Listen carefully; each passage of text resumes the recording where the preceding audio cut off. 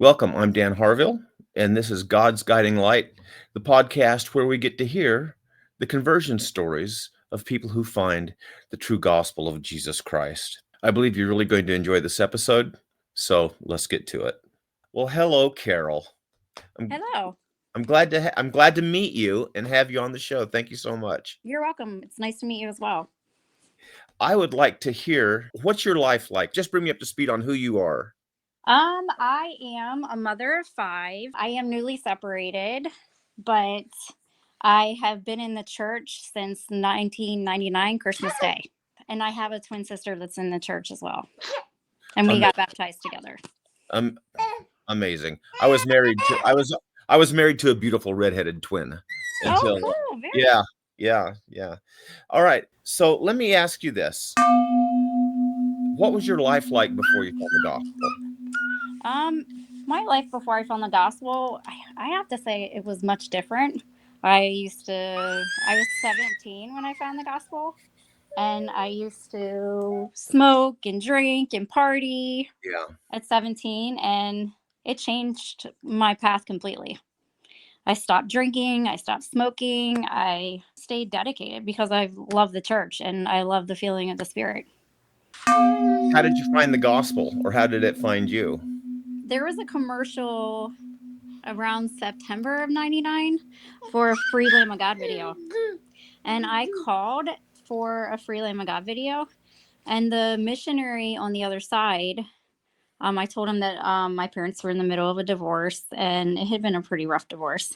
And the missionary on the other side of the phone said he could feel the Spirit really, really strong. And he started to get emotional and said, I really think that you need this. And so I was like, okay, yeah, let's bring the missionaries in. Like, what's it going to hurt, right? So my twin sister came in. She was super fascinated by it. She Mhm. loved it. She decided she was going to get baptized. And I decided I wasn't going to get baptized. I was going to drink my tea, smoke my cigarettes, and go about my life. You got to have your priorities. Right. Especially as a 17-year-old.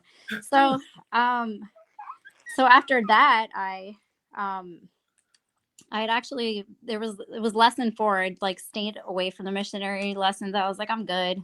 And I kind of made fun of my sister for it, which wasn't very nice. And this is my twin, of course. Mhm. And then during lesson 4, they were talking at the time about prison and paradise. And I had this super strong impression. Like it felt like the Spirit was yelling at me, you need to do this. So once I told the missionaries, all right, like, can I still get baptized? They were super excited. Apparently they had fasted for it or something like that. And so then Christmas Day, 99, my twin sister and I got baptized. That's amazing. On Christmas Day, Yeah. how awesome is that? Yeah. So every year you get to do 2 celebrations. That's right. So it is very cool. Christ's birth and your rebirth. That's right. Exactly. Tell me what your life has been like since you made that commitment to get baptized at 17, and you were just a teenager then. So your last few years as a teenager, you were a practicing Latter-day Saint, and I have you been active the whole time Yeah. since then? Yes, I have. Okay. It's been very different. I think my path, it's funny because I watched friends that were on a similar path. And honestly, I've had friends and kids from my high school that we were in the same group die of drug overdoses. There's been Oh, a lot of drinking. There's been a hard life. mhm, And I feel like because of what's taught in the gospel, it does make a big difference. mhm. So, and it's changed my life, and it's created a smoother road in some ways, only because the Spirit is so strong. And I feel like Heavenly Father has a way of just lifting our burdens when we are trying to live the best we can. Yeah, yeah. Let me ask you this. Do you see the influence of the gospel on your children? Yes, I definitely do. I actually have a 16-year-old who just spoke at church yesterday, and she has a very strong testimony of the church. And I feel like, of course, the kids have to come onto their own testimonies, but I feel like it's helped them a ton as well.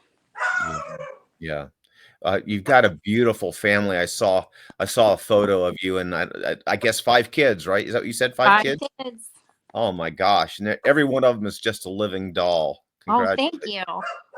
Yeah. So, I don't know, I hate to ask you where to from here, but what are your plans for the future? I guess you're gonna stay in it, the Yeah, I'm gospel, gonna you're stay. converted.